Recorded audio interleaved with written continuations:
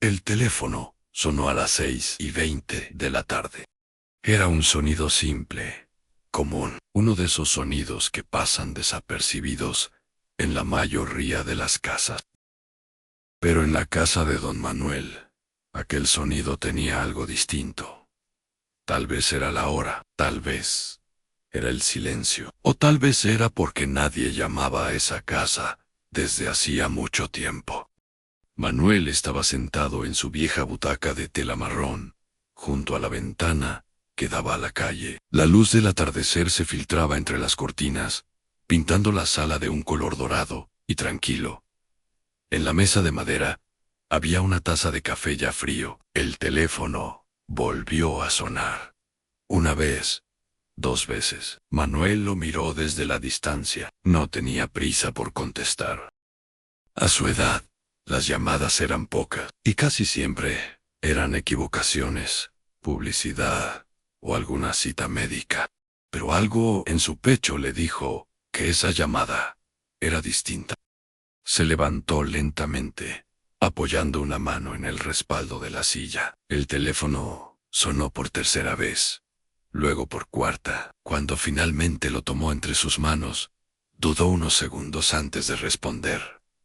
Porque a veces, cuando han pasado demasiados años, uno empieza a temer ciertas voces. Manuel llevó el teléfono a su oído. «Hola». Del otro lado hubo silencio. Un silencio largo. Luego, una respiración.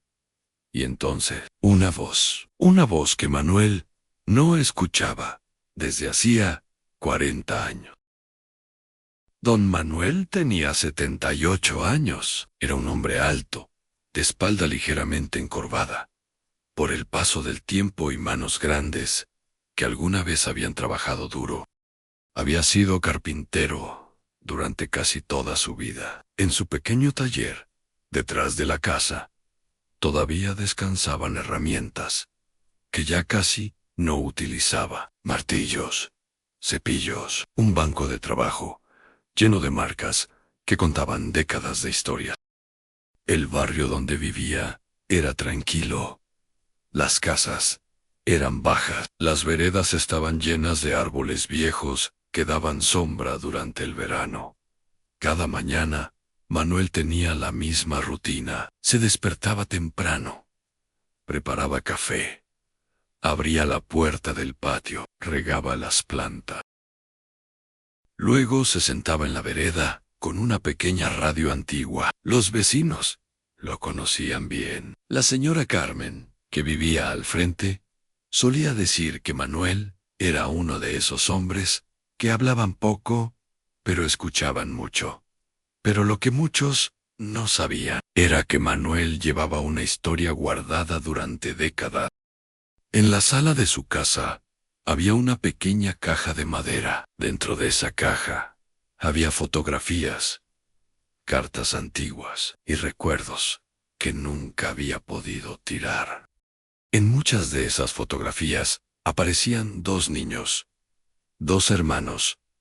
Uno era Manuel, el otro se llamaba Antonio.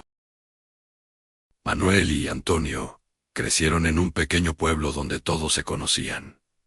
Su padre era mecánico, su madre cosía ropa para los vecinos.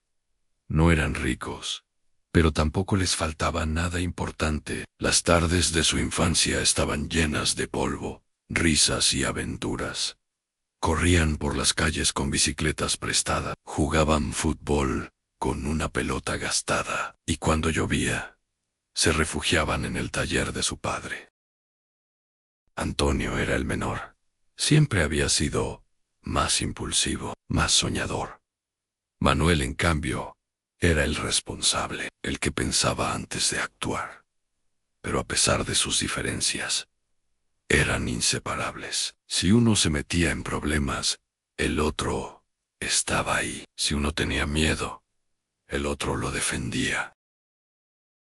Una vez, cuando Manuel tenía 12 años, unos chicos mayores intentaron quitarle su bicicleta.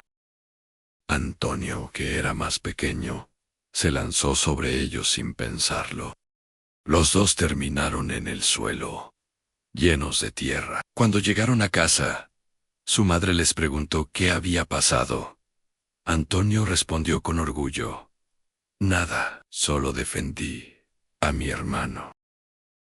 Los años pasaron. Los niños crecieron. La vida empezó a cambiar. Cuando sus padres murieron, Manuel tenía 38 años y Antonio 35. La casa familiar quedó en sus manos. Era una casa modesta, pero llena de recuerdos. Antonio tenía otros planes. Quería venderla, mudarse a otra ciudad, empezar un negocio. Manuel no estaba de acuerdo. Para él, vender la casa era como cerrar un capítulo de su vida que no estaba listo para despedir. Al principio hablaron con calma, intentaron entenderse, pero con el tiempo, las conversaciones se volvieron discusiones, las discusiones se volvieron gritos, y una tarde ocurrió lo inevitable. Antonio, cansado y frustrado, dijo algo que cambió todo: si esta casa vale más para ti que tu propio hermano, entonces quédate con ella. Manuel respondió con la misma dureza: tal vez eso sea lo mejor. Antonio tomó sus cosas y se fue. Al principio Manuel pensó que la pelea duraría poco, quizás semanas, tal vez meses. Pero los meses se convirtieron en años, y los años en décadas. Durante mucho tiempo, Manuel pensó en llamar, pero el orgullo siempre aparecía primero. A veces escribía cartas, luego las rompía.